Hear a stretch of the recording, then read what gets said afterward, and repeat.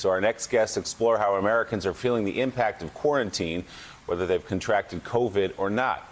Joining us now, Special Projects Editor at The Atlantic, Ellen Cushing, and practicing internist, healthcare educator, and mental health advocate, Dr. Lucy McBride. Good morning to you both. Dr. McBride, I want to read from your Washington Post piece. You write this: month after month, we've been yearning to be done with enforced distancing, social isolation, and life in a more virtual reality. Now that the moment has arrived, as millions of Americans have been vaccinated and millions more will soon roll up their sleeves for it, this prospect is oddly disconcerting. Pre-COVID, my teenage kids talked about FOMO, fear of missing out.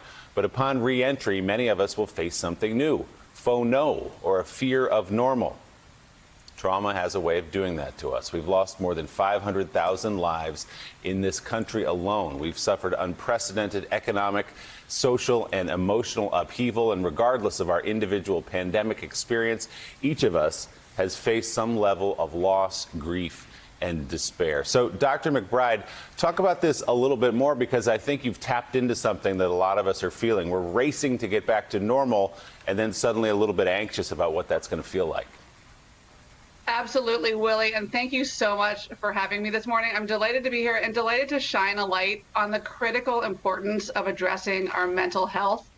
So as we all know, we're coming off of a year of trauma.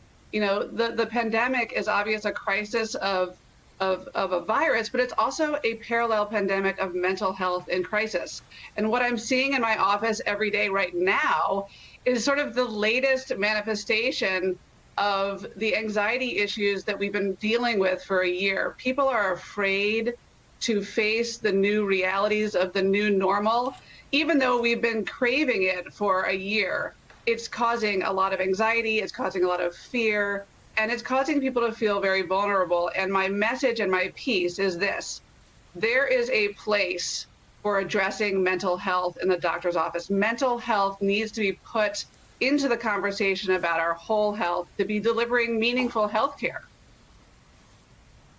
And Ellen Cushing, in your piece for The Atlantic, to take that to the next level, you talk about how the late stage of this pandemic could actually be interrupting or